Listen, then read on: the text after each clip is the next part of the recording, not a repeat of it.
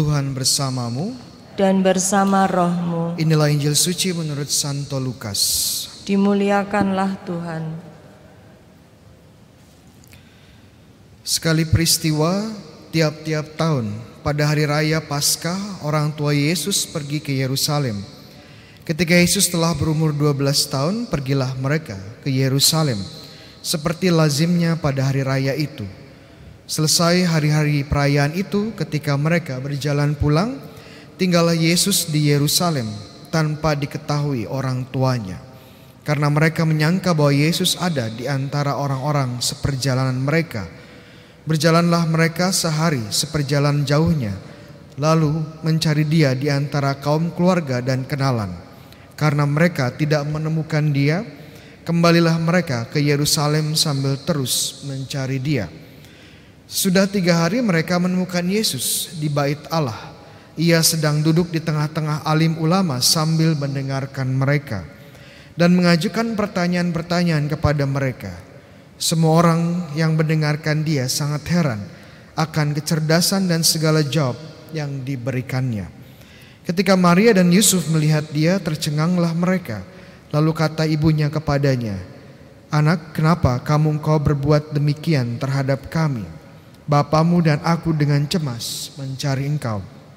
Jawab Yesus kepada mereka, "Mengapa kamu mencari aku? Tidakkah kamu tahu bahwa aku harus berada di dalam rumah Bapakku?" Tetapi mereka tidak mengerti apa yang dikatakan Yesus kepada mereka. Lalu Yesus pulang bersama-sama mereka ke Nazaret, dan ia tetap hidup dalam asuhan mereka. Dan Maria menyimpan semua perkara itu di dalam hatinya. Demikianlah sabda Tuhan. Terpujilah Kristus. Saudara terkasih, kita baru saja merayakan hari raya Hati Kudus Yesus kemarin. Dan dalam tradisi dan liturgi Gereja Katolik, perayaan Hati Kudus Yesus selalu diikuti dengan perayaan atau peringatan hati yang tak bernoda dari Santa Perawan Maria. Mungkin banyak yang bertanya, kenapa sih orang Katolik itu, orang Kristen Katolik kok suka ya merayakan hati? Ya, Hati Kudus Yesus, hati tak bernoda Bunda Maria ya. Kenapa kok hati sampai dirayakan, sampai diperingati, bahkan menjadi bagian dari liturgi ya? Mungkin untuk menjawab kita perlu mengerti dulu apa sih sebenarnya arti atau makna dan peran dari hati itu sendiri ya. Hati secara harafiah kita tahu bisa berarti organ tubuh manusia ya. Kadang-kadang ini merujuk kepada liver, tapi juga sering merujuk kepada jantung sebagai organ yang memompa darah, menjadi sumber hidup kita. Namun kita juga tahu kata hati itu lebih dalam lagi daripada sekedar organ tubuh. Dalam kosakata bahasa Indonesia, hati juga dapat merujuk menjadi simbol atau menjadi representasi dari bagian terdalam dari seseorang. Contoh sederhana ya, ada seseorang yang namanya Yusuf ya. Yusuf ini orang muda ya, muda dan ganteng ya. Tapi jangan khawatir, masih ganteng Romo Bayu ya. Nah, Yusuf ini suatu hari bertemu dengan seorang gadis yang sangat cantik ya, sebut saja namanya Maria ya. Nah, setiap kali dia ketemu dengan Maria, Yusuf ini kok jantungnya berdebar-debar ya, kok jantungnya berdebar-debar. Akhirnya dia membuat kesimpulan, wah ini pasti saya sedang jatuh hati. Tapi kalau kita lihat ya, kalau Yusuf ini pergi ke dokter, kemudian di ronsen atau di ultrason ya, jantungnya, hatinya tetap di situ ya, tidak jatuh kemana-mana ya, tidak jatuh 2 cm atau 3 cm, enggak, tetap di sana. Karena ini menjadi simbol atau representasi apa yang terjadi di dalam diri ya, terdalam dari Yusuf, sedang jatuh hati. Tapi kemudian saat pendekatan sama Maria ini, kemudian Yusuf mendapatkan berita atau informasi bahwa ternyata Maria ini sudah memutuskan ya mau menjadi seorang suster.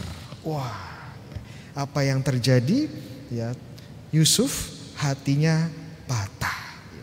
Yusuf mengalami patah hati.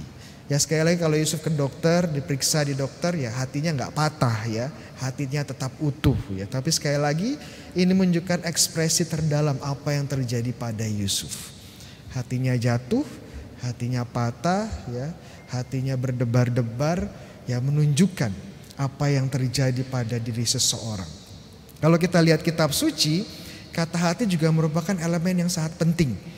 Ya, dan tidak hanya merujuk pada organ tubuh tetapi juga merujuk kepada pusat dari pribadi manusia, di mana di dalam hati ini keluar segala perasaan, segala pikiran dan segala tindakan atau kehendak, keputusan.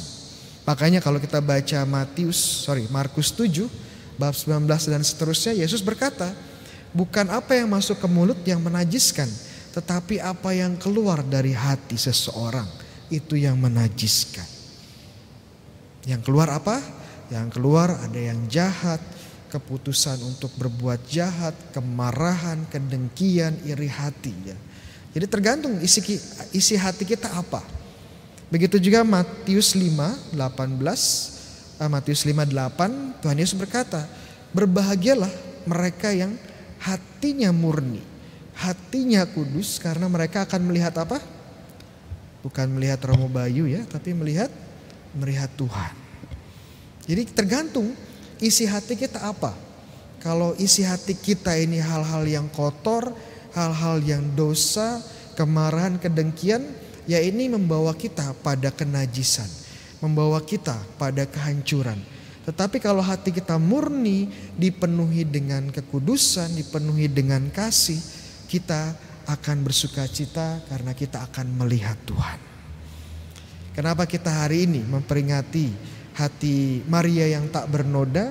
Karena Maria ini seorang pribadi yang memberikan hidupnya kepada Yesus dari awal sampai akhir. Saya selalu bilang, gak ada orang lain yang mengikuti Yesus dari awal sampai akhir kecuali Bunda Maria. Apakah Santo Petrus ada waktu Yesus dikandung? Gak ada. Apakah Santo Petrus atau Santo Yohanes ada saat Yesus ditemukan di bait Allah? Gak ada. Apakah Santo Paulus ada saat Yesus berada di Nazaret, tumbuh berkembang? Gak ada. Namun dalam segala event ini Bunda Maria ikut Yesus, hadir menemani, bahkan di bawah kaki salib Yesus. Mungkin kalau teman-teman cek, mungkin ada yang tahu ya bentuk atau gambar tradisional dari hati yang tak bernoda dari Perawan Maria. Ada gambar hati, kemudian gambar hati ini terbakar, ya ada apinya, menunjukkan kasih yang luar biasa yang terbakar untuk Yesus. Namun yang menarik juga di dalam hati ini tembus oleh sebuah pedang, menandakan bahwa kalau kita mencintai, menandakan bahwa Bunda Maria saat dia mencintai secara penuh, dia pun terluka. Mengikuti Yesus pasti tidak mudah, pasti ada momen-momen juga menderita dan terluka. Dan ini resiko dari mencintai. Iya kan, kalau kita mencintai seseorang pasti ada bagian-bagian yang buat kita terluka. Tapi gak apa-apa, itu bagian dari mencintai. Namun apakah Bunda Maria berhenti mencintai Yesus saat dia terluka? Tidak. Dia terus mencintai Yesus. Ini pun jadi doa saya dan doa kita semua. Semoga hati kita pun terus dirubah, terus dimurnikan, terus dikuduskan, sehingga kita semakin serupa dengan hati tak bernoda Bunda Maria dalam mencintai dan mengikuti Yesus. Amin.